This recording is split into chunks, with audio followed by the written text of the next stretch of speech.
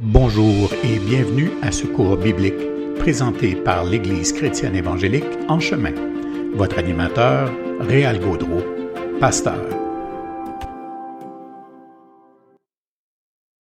Je vous salue tout le monde qui est là pour cette série de prières. Une bienvenue à tous. On est aujourd'hui jeudi, donc le 15 septembre de l'an 2022. Donc bienvenue à cette série sur la prière telle qu'annoncée depuis quelques semaines déjà.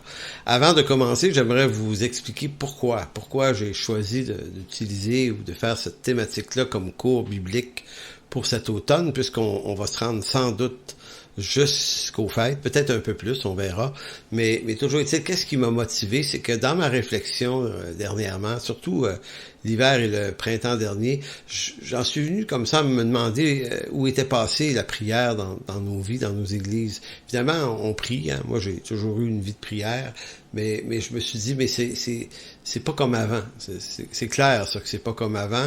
Et dans nos églises, généralement, la prière, les rencontres de prière sont les rencontres les moins fréquentées. Dans une église, il peut y avoir pas plus que 2, 3, 4%, 5% à la limite des gens qui vont fréquenter les rencontres régulières de prière, et non pas les rencontres spéciales, là, mais les rencontres régulières. Donc, il y a une problématique, et je me suis dit, mais pourquoi on prie peu? Si tant que l'Écriture insiste énormément sur l'importance de la prière, elle place ça en haut des priorités, puis nous, ça semble être en bas de la liste de nos priorités. Donc pour moi, il y a une inquiétude qui est née, puis je me suis dit, bon, ça vaut la peine d'en parler. Donc ce cours est inspiré de cette réflexion-là. Il ne s'agit pas d'un cours sur la méthode. C'est pas une méthode de prière dont il est question ici, mais c'est une réflexion sur la prière, à partir de l'Écriture, mais également des grands personnages de l'histoire de l'Église qui nous parlent de la prière. Et le but, c'est de vous encourager, de nous encourager personnellement, individuellement, mais également collectivement en Église, à réemprendre ou réintégrer la prière comme la priorité qu'elle devrait avoir dans nos vies, puisqu'en ne priant pas, on se prive de quelque chose. Et si on s'en prive, c'est peut-être parce que dans notre temps, on est dans un temps de prospérité, hein, en Amérique du Nord, en Occident. Nos églises sont relativement riches, quoi qu'on en pense. On dispose de beaucoup de moyens matériels et financiers pour faire arriver à peu près tous les projets qu'on désire. Donc, c'est pas qu'on priera pas pour nos projets, mais c'est qu'on va prier, puis on va les accomplir, puis on va se dire, bon, on le fait, ça doit être de Dieu, c'est une bonne idée. Alors que dans des époques reculées où les croyants ne possédaient pas de richesse, la prière devenait leur seule source pour valider la provision de Dieu sur un projet. Et ça, on a perdu ça de vue. On a perdu de vue aussi ce qui était le christianisme du 19e siècle, où il s'est écrit énormément de choses sur la prière, que ce soit Moody, Spurgeon, George Muller et plein d'autres. Il y en a beaucoup qui ont écrit sur la prière dans le 19e siècle. Et pourquoi? Ben parce que ces gens-là priaient. On accordait souvent 2, 3, 4 heures, 5 heures même pour certains, par jour à la prière, avant de faire quoi que ce soit. L'auteur E.M. Bound disait dans un de ses livres, dont je vais vous parler un peu plus tard dans la session, il disait « N'en priez pas plus, n'en faites pas plus que vous n'en priez. » Juste ça, là, c'est une phrase qui est très, très punchée. Donc, c'est très intéressant de pouvoir comprendre à quel point le Seigneur veut nous bénir, et la prière, c'est le lien de communication avec lui. Donc, puisqu'il s'agit d'une série sur la prière, je nous propose de remettre tout ça au Seigneur pour qu'il bénisse cette session. Alors, mon Dieu, on te demande de bénir ce temps qu'on a, cette réflexion, chaque personne qui va se mettre à part pour suivre ce cours. Seigneur, ma prière à moi, c'est qu'on puisse être encouragés ensemble, individuellement, mais également ensemble, qu'on puisse revoir, être réallumés à l'importance de la prière. Replacer la prière, non pas comme étant strictement un devoir solennel, bien que c'en est un, mais de redécouvrir l'amour et la passion de la prière, de ces moments passés avec toi, et d'apprendre à le faire de la bonne façon, c'est-à-dire selon ta parole, pour trouver là tous les encouragements nécessaires à sa continuité. Alors merci mon Dieu. Amen. Donc, j'aimerais dire tout de suite, avant d'aller plus loin, que tous ceux qui ont participé aux deux camps, le camp Patmos, le camp Famille 7 au mois d'août, ainsi qu'au camp des bouleaux pour les célibataires, j'étais là également. On a vu une partie de cette série, je l'ai expérimenté là-bas. Ça a été un encouragement pour plusieurs. J'ai eu beaucoup de commentaires. Ça m'a montré que ça avait beaucoup d'intérêt et beaucoup d'importance. Maintenant, pour ceux qui étaient là, si vous le réécoutez, vous allez réentendre évidemment des choses qui ont été dites dans l'un ou l'autre de ces deux camps. À la différence qu'ici, on creuse un peu plus. C'est plus complet, plus profond. Ça va, évidemment, il y a beaucoup plus de détails. Et on va voir la série dans son entièreté. Dans les deux camps, on a fait à peine le tiers. Et je suis même pas sûr qu'on a fait le tiers, là. Donc, évidemment, la série va être beaucoup plus complète. Et si vous appréciez ce cours, je vous encourage à partager, que ce soit le lien YouTube de notre chaîne ou que ce soit partager le lien ou la diffusion sur Facebook Live. Ça peut être partagé. Donc, c'est une façon de pouvoir faire connaître ce cours, mais également peut-être le mettre entre les oreilles de gens, de chrétiens qui en auraient besoin autour de vous, si tel est le cas. Donc voilà pour cette introduction. Commençons en disant ceci. La prière fait partie des sujets que, je dirais, aucune famille d'Église ne s'est appropriée en particulier. Pourquoi je mentionne ça? Vous savez, quand on regarde les frères de différentes confessions chrétiennes, on se dit, par exemple, dans les milieux charismatiques, ils ont développé beaucoup toute la question du Saint-Esprit, puis toute la question de l'action du Saint-Esprit, donc c'est très fort chez eux. La louange aussi, peut-être, pourrait-on dire, chez eux. Dans d'autres dénominations, ça va être un peu plus la théologie, par exemple, les baptistes réformés sont très très forts dans tout ce qui touche au dessein d'élection, souveraineté de Dieu, les confessions également, toutes ces questions-là. D'autres familles d'église vont avoir développé peut-être plus l'évangélisation, d'autres vont développer l'action sociale, d'autres... bref, ainsi de suite. On a tendance à s'approprier des qualités, des actions, des activités, des savoirs. Mais et je me suis demandé, la prière, si quelqu'un se l'était approprié plus que d'autres, et en fin de compte, pas vraiment. Donc la prière, peut-être tant mieux, mais la prière, ça appartient à tout le monde. De toute façon, tout ce qui est dans l'Écriture appartient à tous les chrétiens. Mais je veux dire, la prière n'étant pas réquisitionnée par personne, on va la réquisitionner dans cette série, puis on va en parler. Donc, parce que la prière est un sujet comme d'autres dans l'Écriture, mais la différence, c'est que on peut en parler, mais seuls ceux qui prient peuvent beaucoup en parler. À la différence de la doctrine du salut, doctrine de l'Église ou toute autre doctrine principale de l'Écriture, la prière, elle, c'est limité ce qu'on peut en dire si on n'a pas vraiment de vie de prière. Et lorsqu'on a une vie de prière et un intérêt pour la prière, il y a plein de choses qui se passent, puis il y a plein de choses qui nous instruisent, qui nous bénissent. Et la passion, c'est pas un savoir sur la prière, c'est la passion de la mise en pratique de la prière. En commençant, je vais vous citer à partir d'un livre du théologien allemand bien connu, Karl Barth. Karl Barth qui a écrit ce petit livre, parfois ça doit dater d'au moins pas loin d'un siècle, ce livre-là. C'est un théologien allemand, évidemment bien réputé. Lui, Barth, ramène dans ce livre-là la pensée ou l'opinion générale de deux grands réformateurs que sont Jean Calvin et Martin Luther sur la prière. Et j'ai trouvé ça vraiment intéressant. Calvin, qui est reconnu pour mettre un emphase toute particulière sur la souveraineté de Dieu dans le dessein d'élection, la prédestination.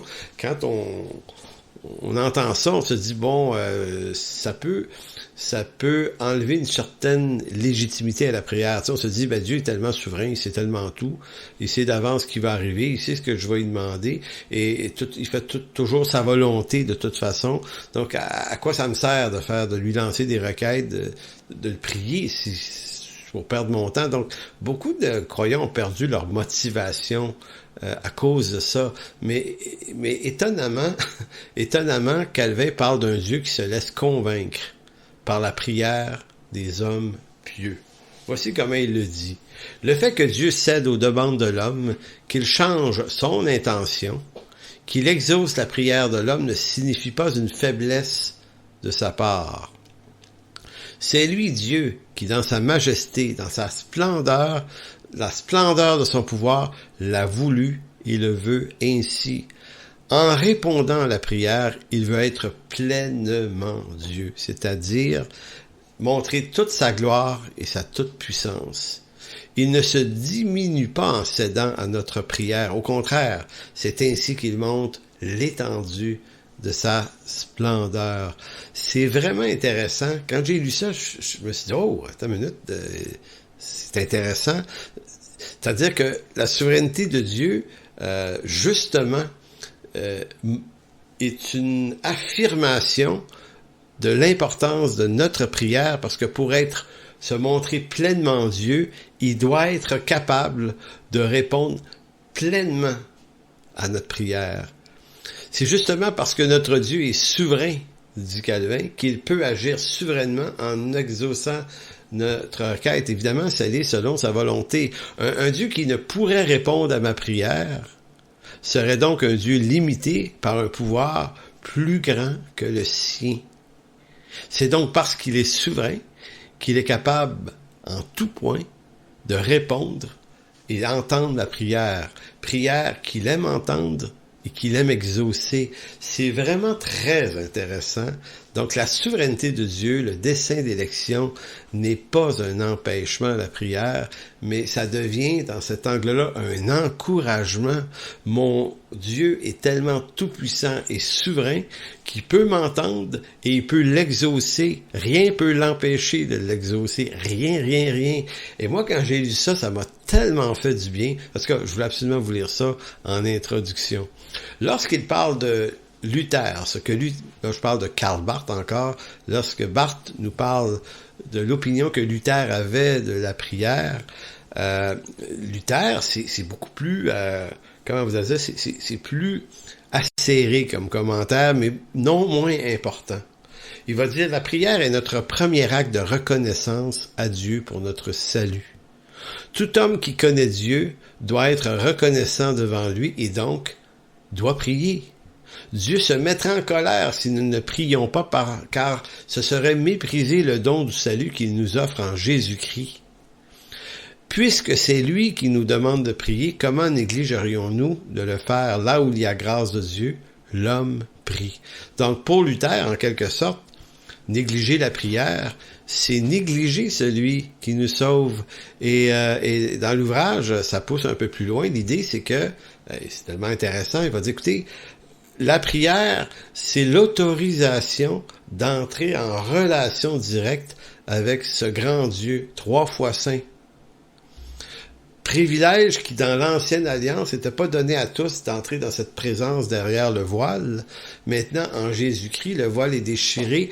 Nous sommes conviés à le rencontrer tous. Donc, c'est pas une discipline, c'est un privilège immense de pouvoir lui adresser nos requêtes, nos besoins à son trône de grâce. Donc, pour Luther, c'est comme si pour lui, il s'insurgeait d'entendre qu'un chrétien négligeait ça. Il va dire, tu peux pas négliger ça, mon ami, tu peux pas. Mais voyons, c'est Dieu. Il t'a sauvé. Tu dois être reconnaissant et tu dois développer une vie de cette reconnaissance parce que la prière, c'est pas juste dévaler ou déballer une liste de requêtes. La prière, c'est de prendre du temps avec Dieu, de l'entendre, de l'écouter, de profiter de cette grâce qu'il nous fait de la rencontrer. Donc, c'est ça qui est intéressant dans ce petit livre de Karl Barth que j'ai bien aimé. Je ne sais pas si ça s'édite encore, c'est quand même assez vieux, là. Mais voilà, c'est un très, très bon livre. La prière, c'est apprendre à parler à Dieu. Là, aujourd'hui, on va aller dans certaines généralités. La prière, c'est parler à Dieu. Or, celui qui sait parler à Dieu sait mieux comment se taire devant les hommes. Celui qui prie parle à Dieu des hommes, voilà pourquoi il saura ensuite comment parler de Dieu aux hommes. Vous l'entendez, celle-là? Lorsque celui qui prie parle à Dieu des hommes, c'est pourquoi il peut parler aux hommes de Dieu par la suite. Donc, celui qui ne sait pas parler à Dieu des hommes ne sera pas capable de parler aux hommes de Dieu.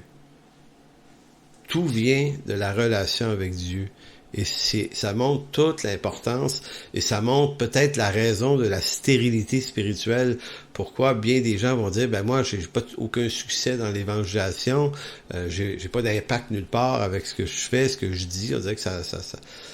Mais en fait, c'est parce que c'est peut-être la vie de prière qui est la source d'où on va chercher cette relation avec Dieu qui nous fait avoir cette odeur de Christ. Qu'on n'a pas autrement, parce que c'est pas juste en se gavant de doctrine qu'on développe cette odeur. C'est pas juste une question de savoir, sans négliger le savoir en passant. La théologie, c'est ultra important, parce que ça vient éclairer notre prière aussi.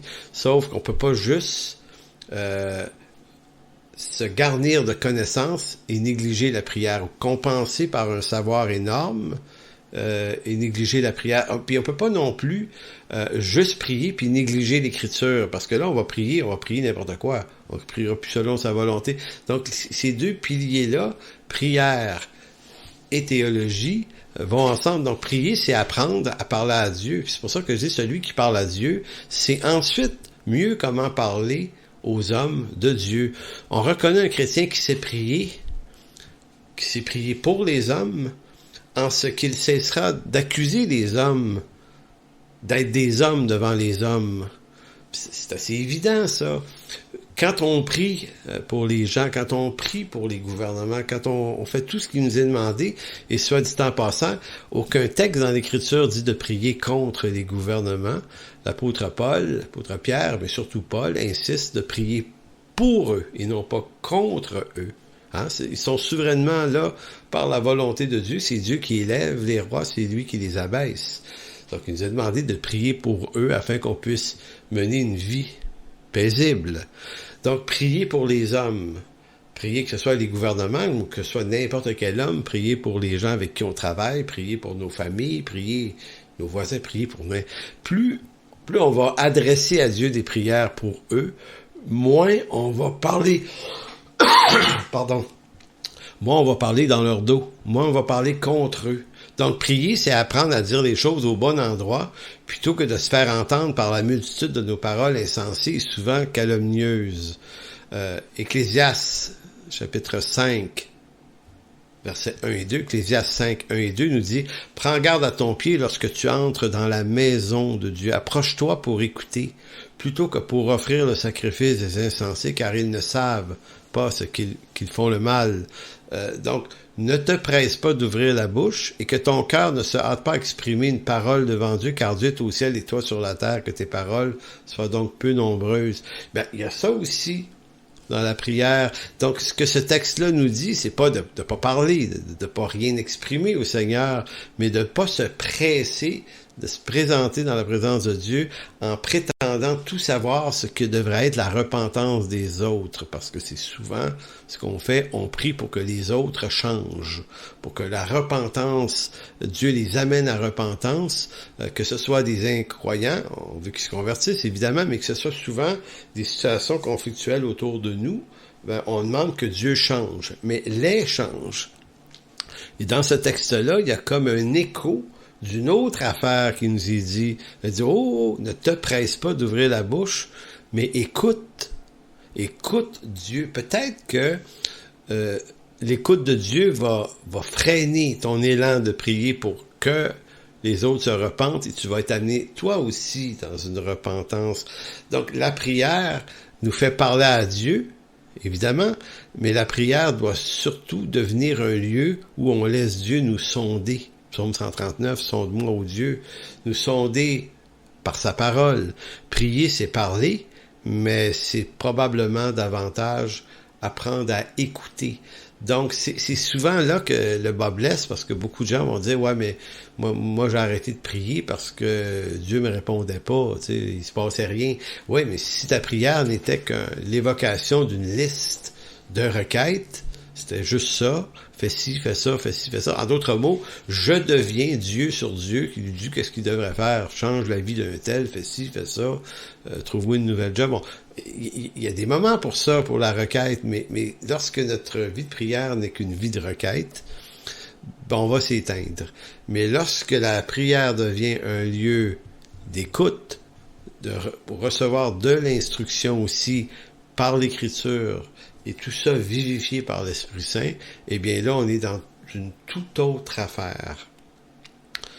Proverbe 10-19 qui va dire « Celui qui parle beaucoup ne manque pas de péché, mais celui qui retient ses lèvres est un homme prudent. » Donc c'est vrai autant dans la présence de Dieu que dans la présence des hommes.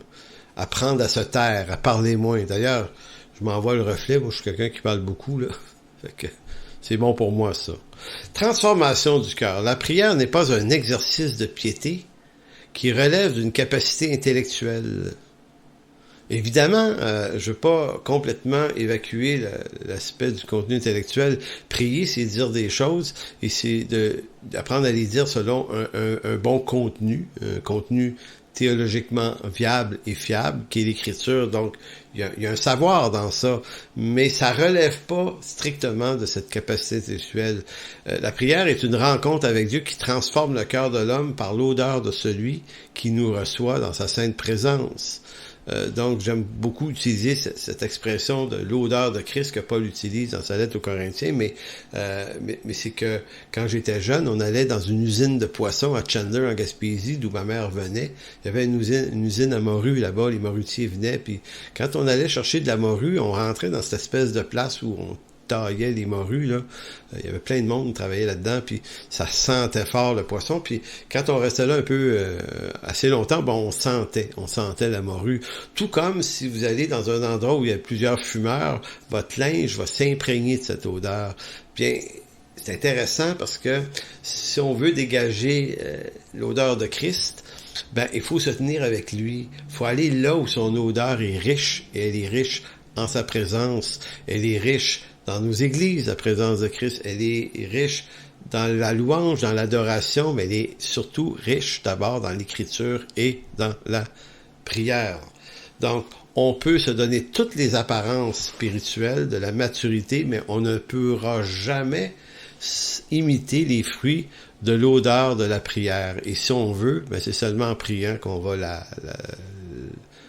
avoir cette odeur. On peut chanter 1000 cantiques, on peut adopter la conduite classique du bon chrétien, on peut apprendre 1000 versets bibliques par cœur et les répéter, on peut maîtriser des concepts théologiques, on peut savoir comment même bien prier en public, mais si la prière intime ne fait pas partie de notre vie chrétienne, on ne pourra reproduire artificiellement l'odeur de la communion avec Dieu, car cette odeur est unique et impossible à reproduire devant les hommes. L'odeur de Christ. On peut s'en inventer une, mais l'incroyant, lui, va le voir. Notre hypocrisie, notre mensonge, notre jeu d'acteur, ça paraît, le jupon dépasse. Mais la véritable odeur de Christ, elle produit un effet. Paul va dire, elle peut être une odeur de mort pour ceux qui la rejettent, mais elle est une odeur de vie, hein, aussi, et surtout une odeur de vie. Donc, celui qui parle beaucoup à Dieu se tait devant les hommes, car la prière le place devant sa propre faiblesse humaine et le garde continuellement reconnaissant à la grâce de Dieu qui le pardonne et le relève. La prière assassine notre prétention à la maturité et nous garde humbles devant les hommes. Donc encore là, comment on reconnaît un croyant mature, un croyant qui a réellement une vie de prière? Ben, c'est l'humilité que ça vient produire dans sa vie. Donc, l'orgueilleux qui parle et qui juge et qui assassine et puis qui lance des missiles dans toutes les directions, ben celui-là est juste en train de nous dire que sa vie de prière est faible. Puis là, je suis pas en train de dire qu'on peut pas des fois juger des situations. Je suis juste en train de dire que la prière, là, c'est cette affaire dans nos vies qui vient calmer notre ardeur et notre jugement parce que devant Dieu, on est replacé devant notre propre faiblesse et ainsi pardonné, on devient beaucoup plus humble et gracieux envers les gens autour de soi. Donc la prière modifie notre perspective sur les événements de la vie courante. Elle attire notre entendement ailleurs, à réfléchir autrement, à faire des choix que nous n'oserions pas faire autrement. Elle nous amène à faire des choix que nous n'oserions pas faire autrement. Donc, encore ici, vous avez une application de la prière. Sans la prière, on fait ce qui est naturellement convenable, ce qui est naturellement profitable et avantageux, ce qui est sécurisant, ce qui est confortable et tout ça. La prière, elle, nous attire dans d'autres couloirs où on n'irait pas, naturellement. La prière, c'est le lieu du confort, mais du vrai confort au sens spirituel. C'est pas nécessairement un confort pour notre état naturel tout le temps. Donc, dans le psaume 84, 6 à 13, vous m'avez souvent peut-être entendu lire ce psaume-là, je l'aime beaucoup. Psaume 84, 6 à 13, qui dit « Heureux l'homme, ou heureux ceux qui placent en toi leur appui. » On parle ici de quoi, là? On parle de quelqu'un qui s'appuie sur Dieu. C'est quelqu'un qui prie, ça, évidemment. Ils trouvent dans leur cœur un chemin tout tracé. Lorsqu'ils traversent la vallée de Baca, qui est la vallée des larmes, ils la transforment en un lieu plein de sources et la pluie la couvre aussi de bénédictions. Leur force augmente pendant la marche et ils se présentent devant Dieu à Sion. L'Éternel Dieu des armées écoute ma prière. Verset 9. Éternel Dieu des armées, écoute ma prière. Prête l'oreille, Dieu de Jacob. Toi qui es notre bouclier, vois, ô Dieu, et regarde la face de ton oint. Mieux vaut un jour dans tes parvis que 1000 ailleurs. Je préfère me tenir sur le seuil de la maison de mon Dieu plutôt que d'habiter sous la tente de la méchanceté. C'est fort, ça. En d'autres mots, là, le 1000 jours, cette journée, le 1000 jours, attends, je vais le relire, là, mieux vaut un jour dans tes parvis que 1000 ailleurs. Je préfère me tenir sur le seuil de la maison. Ici, on parle de la proximité encore avec Dieu. Et ce qu'on comprend, le psalmiste nous le fait très bien voir. Vaut mieux ça que d'habiter sous les tentes de la méchanceté.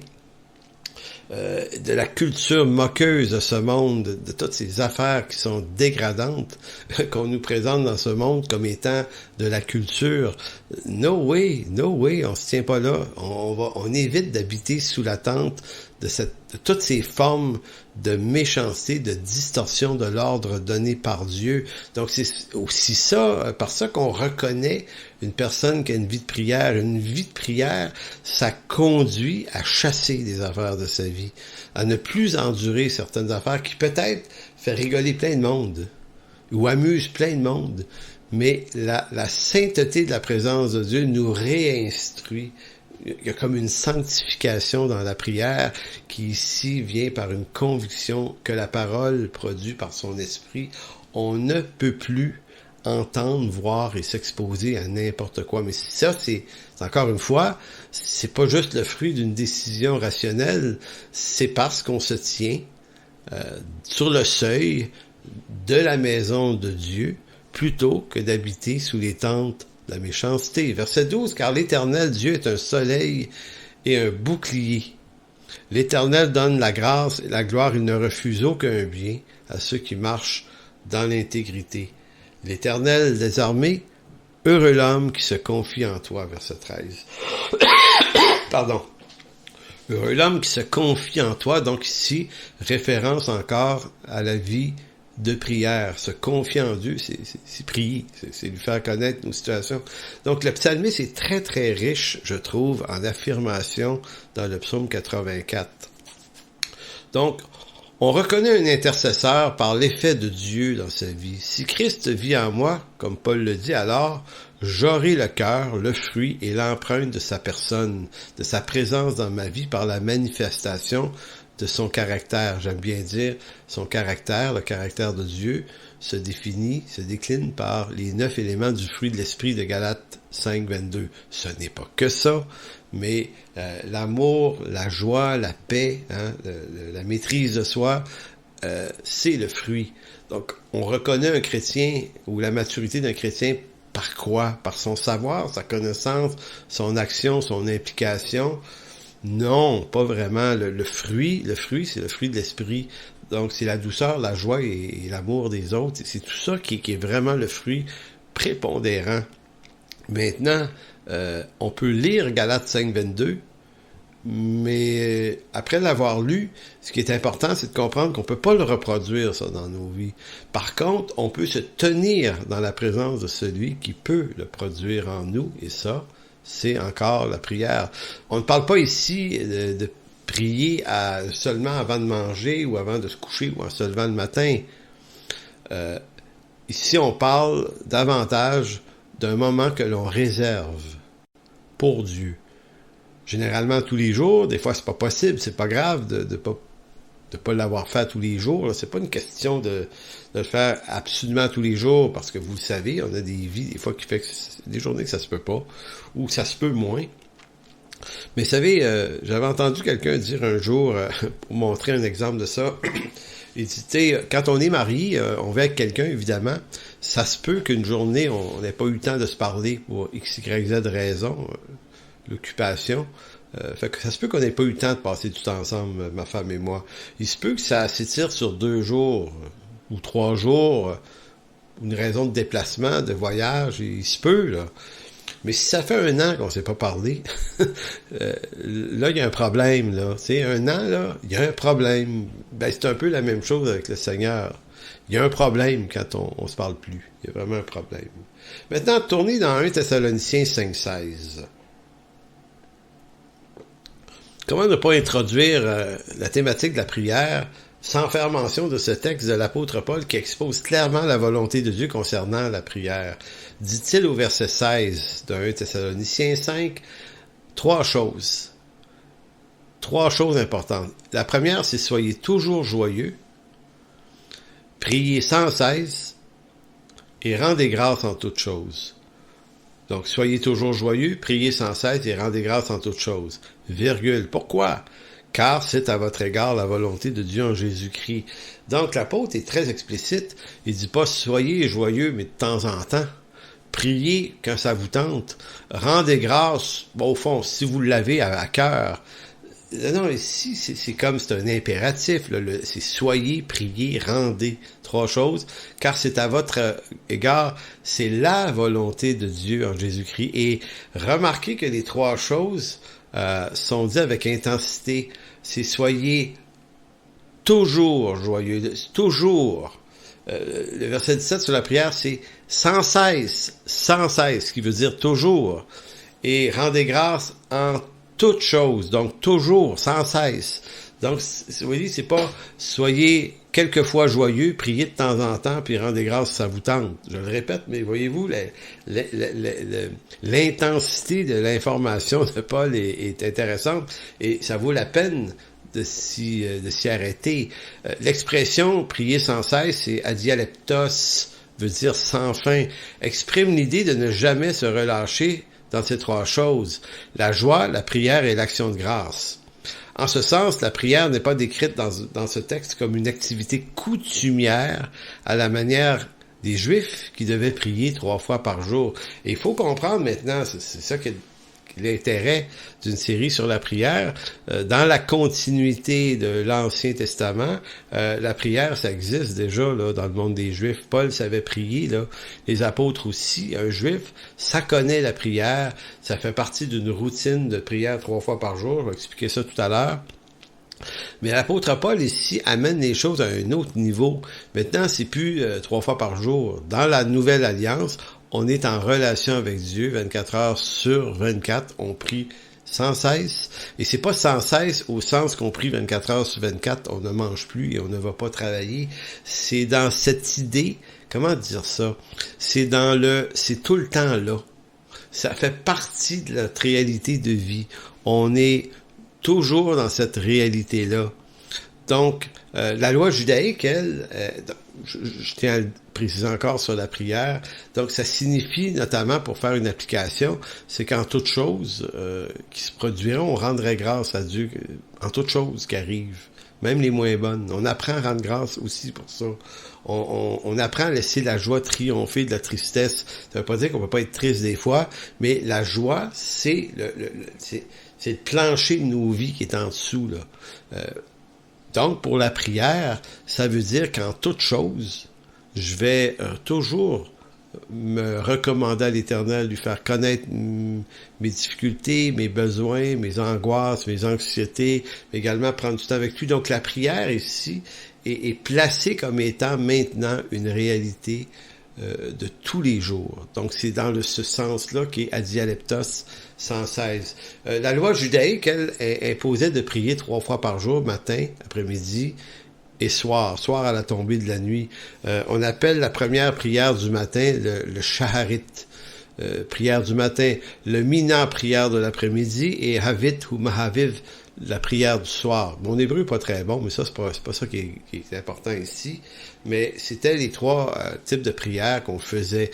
On rapporte que les 3 prières par jour viennent supposément des patriarches, Abraham, Isaac, Jacob. Donc Abraham aurait introduit la prière du matin, Isaac celle de l'après-midi et Jacob celle du soir. Maintenant, on prétend dans le milieu juif que c'est ça, sauf que dans l'Ancien Testament, on ne voit pas les patriarches de façon très nette instaurer ces 3 moments de prière. Mais c'est pas grave, là. Je suis pas en train de dire que c'est pas de Dieu. Je suis en train de dire que des fois, c'est ce que fait l'ajout de commentaires sur commentaires. On finit par faire dire des choses aux patriarches qu'ils n'ont pas nécessairement, ou instaurer des choses par eux qu'ils n'ont pas eux-mêmes nécessairement instaurées. Mais bon, c'est pas grave, c'est de la prière.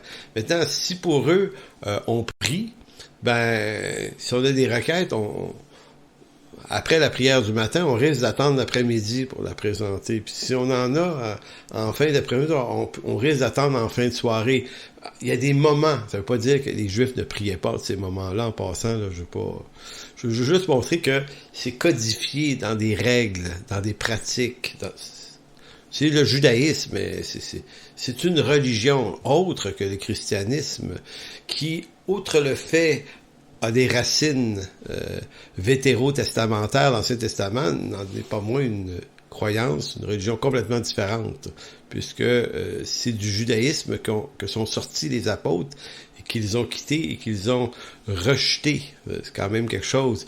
Donc, dans le langage de l'apôtre Paul, la prière n'est plus une discipline journalière telle que les Juifs la pratiquaient, mais on participe maintenant à une relation qui nous habite sans cesse. Mais puisque nous sommes une habitation de Dieu par son esprit, le chrétien expose sa vie, ses besoins au Seigneur à tout moment.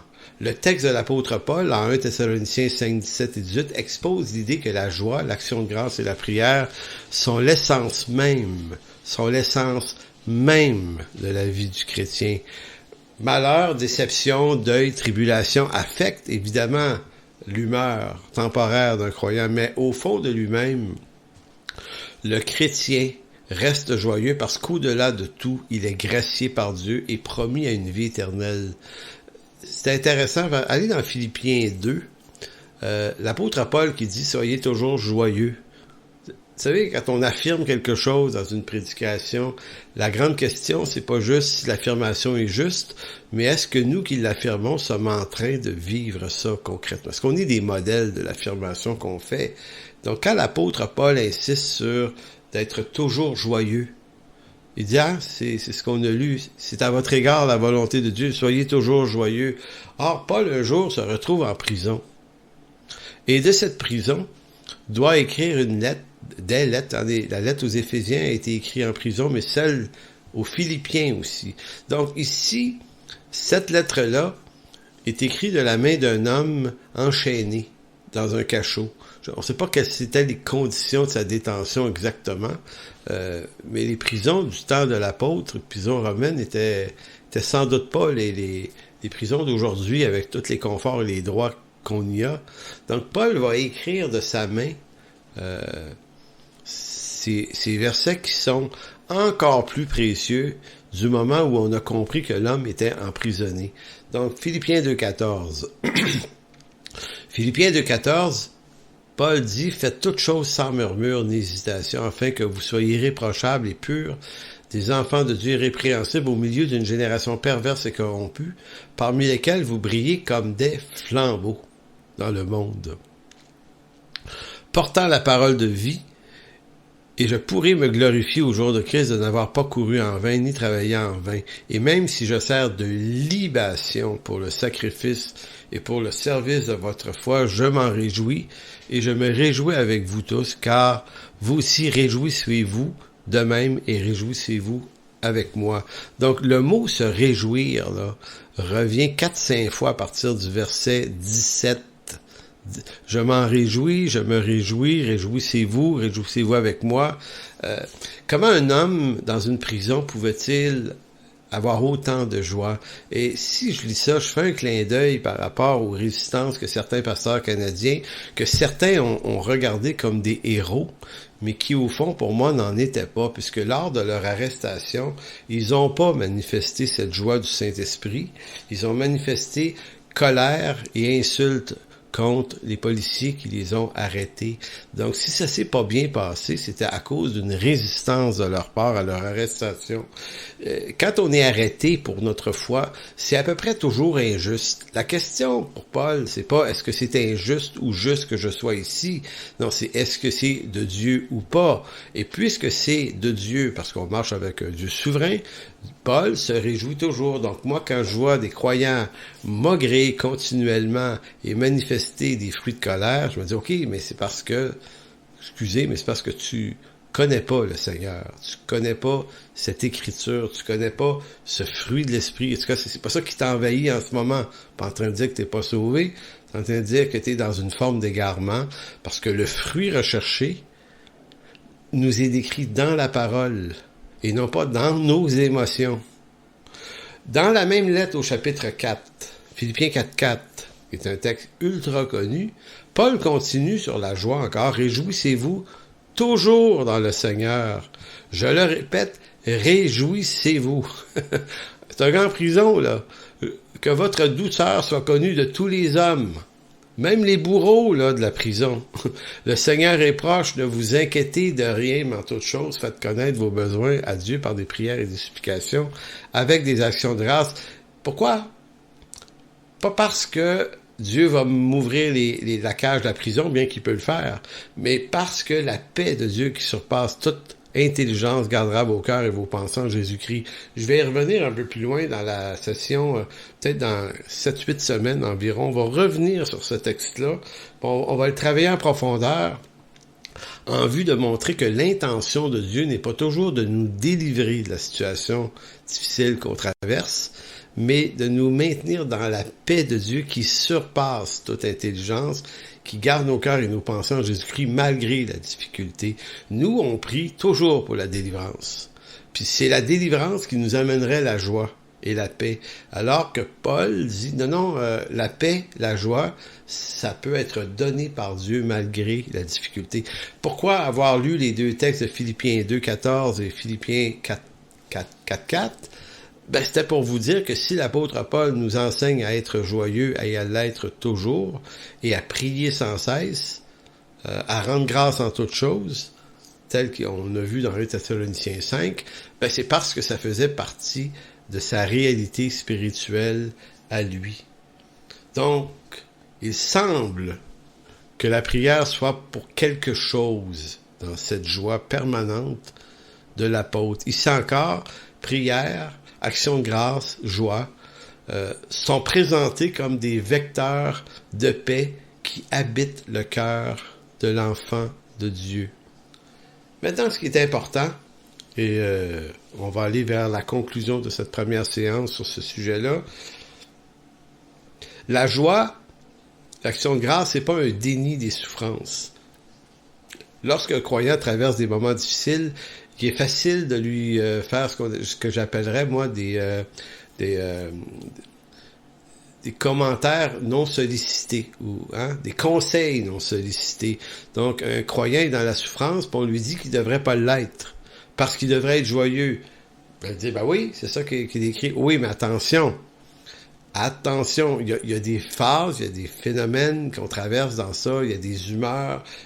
Une personne qui souffre, c'est une personne qui souffre, qui a besoin d'encourager et qui n'a pas nécessairement besoin de vos remontrances et de vos suggestions non sollicitées. Donc, bien entendu, on ne parle pas ici de nier la souffrance ou de s'interdire le chagrin dans les moments plus sombres. On parle plutôt de s'entretenir avec Dieu de telle sorte que la joie et la paix de Dieu en viennent à triompher, à retriompher ou triompher à nouveau du malheur qui nous accable. Entre-temps, on aura toujours un temps, comme dit Paul là, dans Romains 12, 15, je pense, il dit « Réjouissez-vous avec ceux qui se réjouissent, mais pleurez avec ceux qui pleurent. » Donc, est-ce que Paul est en contradiction? Mais non, réjouissez-vous toujours, mais il y a des moments où c'est tough. Puis là, on va pleurer avec ceux qui pleurent, on va les accompagner dans leur tristesse, on va prier, on va les encourager, puis on leur fera pas de remontance.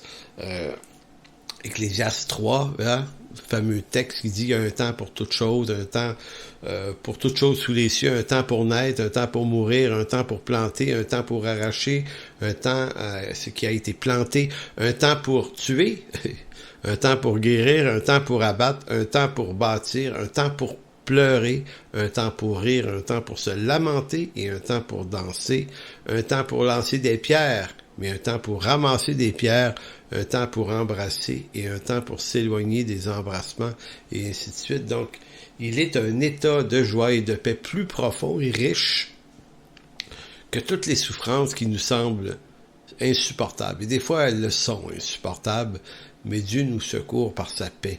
C'est pour cela que des milliers de chrétiens dans l'histoire ont accepté ou ont préféré affronter la persécution et même la mort par leur bourreau que de renier le Seigneur. C'est parce que c'est cette paix, cette joie, ce fruit qui les habite, qui est d'une valeur supérieure à ce qu'on est en train de t'enlever.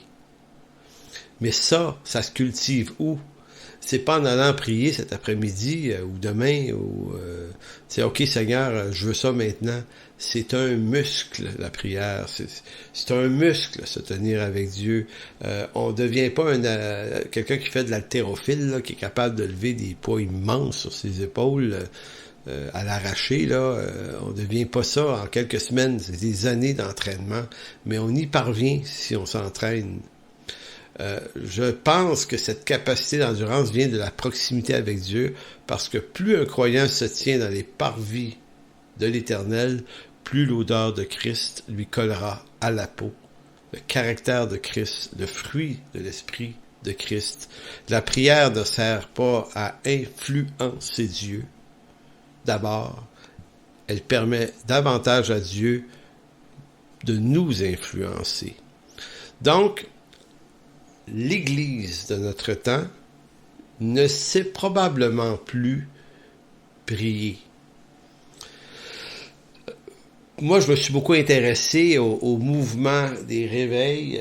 Il y en a eu plusieurs, puis je sais qu'il y a encore beaucoup de croyants qui prient, ils veulent un réveil, mais je pense qu'il faut comprendre une chose sur les réveils, c'est que les réveils sont toujours ou généralement devancés d'une réforme.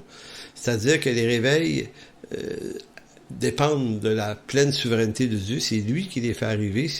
Même si il peut appeler des hommes et des femmes à se mettre à part, à prier et déclencher le réveil, mais ça reste que c'est pas eux qui déclenchent un réveil, c'est l'Esprit de Dieu. Faut en être convaincu de ça. C'est Dieu qui dirige les temps. Maintenant, c'est pas parce qu'on n'est pas en période de réveil qu'il faut pas prier pour autant.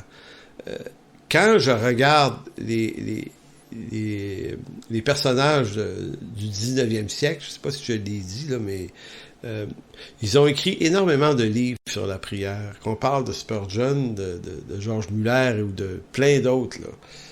Il s'est énormément écrit de livres sur la prière à partir des années 1830, 1840. Et une partie du début du 20e siècle aussi, il écrit beaucoup de livres et ça commençait à disparaître. C'est-à-dire que l'enseignement de la prière est moins important dans l'Église aujourd'hui. On voit pas beaucoup de livres sur la prière en vente, des nouveaux livres là-dessus. Il y a plus de formation sur le développement personnel, tu sais, comment atteindre nos objectifs, comment entrer dans notre destinée. Écoutez, au fond, c'est de la doctrine païenne avec un glaçage chrétien qu'on met là-dessus, parce qu'on met quelques versets là-dedans, mais je veux dire, on voit bien qu'on n'est plus dans le même paradigme que ceux de nos ancêtres chrétiens du siècle du 19e qui, eux, ont eu un impact extraordinaire. D'ailleurs, on va parler de George Muller et de certains grands missionnaires de ce siècle-là, et on va voir à quel point la prière occupait leur journée. Dans l'église de Spurgeon, à Londres notamment, on parle de 200 ou 300 personnes qui passaient une nuit en prière, à tous les samedis, là, dans la nuit du samedi soir jusqu'au dimanche, jusqu'à la célébration du culte du dimanche matin. Il y avait plein de gens qui se réunissaient et qui intercédaient toute la nuit pour la célébration et la prédication du pasteur Spurgeon. Donc, si vous vous demandez pourquoi il y a eu autant d'impact, cet homme-là, et pourquoi il y a encore un impact un siècle et demi ou un siècle et quart après sa mort, ben c'est ça la prière. Donc, une église qui ne sait plus prier, ben se prive de l'intervention divine de façon efficace en évacuant la prière de l'espace que l'église était supposée lui accorder. Ben l'église devient quoi? Ben, elle devient une aventure d'homme, une philosophie de vie.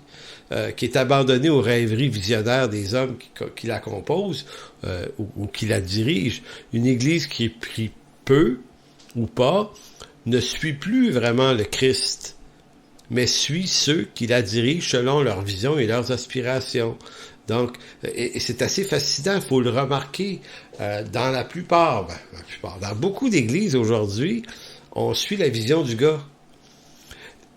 S'il y avait une réalité de prière dans la place, et le gars en avant, ou les gars, peu importe qui ils sont, les anciens, tout ça, te redirigerait vers Jésus-Christ. C'est Christ que tu dois suivre dans cette communauté riche de relations fraternelles, certes, riche d'instruction, mais l'instruction t'inviterait à suivre le Christ, lui.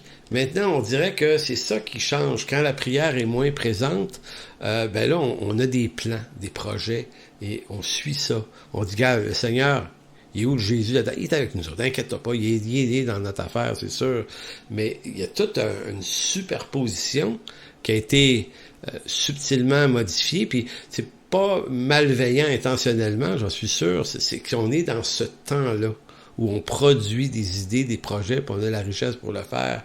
Donc, pour moi, la prière, c'est revenir à quelque chose, c'est sonder le cœur de Dieu pour que lui nous ramène dans sa volonté et nous réapprenne à marcher avec lui selon son cœur et sa volonté, de le suivre, de recevoir son instruction. Une église qui ne prie plus et dont les membres ne prient pratiquement plus n'a d'autre issue que la dérive vers les fruits qui sont contraires aux fruits que devrait produire l'esprit. Donc, au lieu de la joie, dans beaucoup d'églises aujourd'hui, c'est la tristesse, puis la monotonie, c'est l'ennui. Au lieu de l'action de grâce, c'est la plainte et le murmure. Au lieu de la paix, ben, c'est l'insécurité, les tensions qui mènent à toutes sortes de divisions. Donc, au lieu de l'unité, c'est les luttes de pouvoir sur l'institution. Ça devient ça.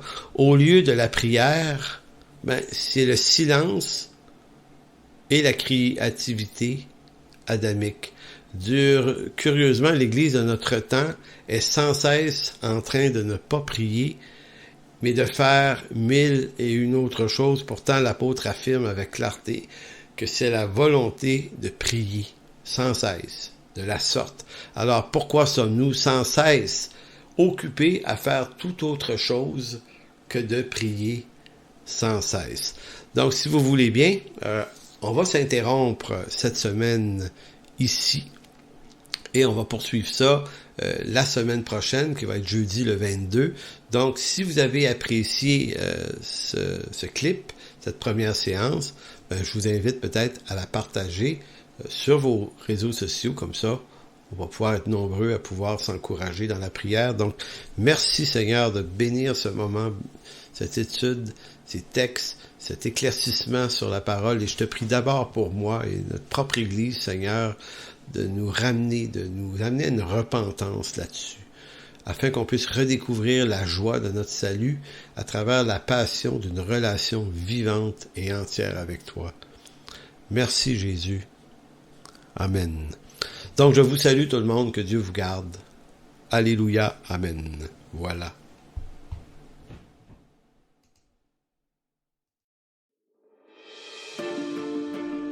Pour toute information, n'hésitez pas à communiquer avec nous à info@église-en-chemin.com.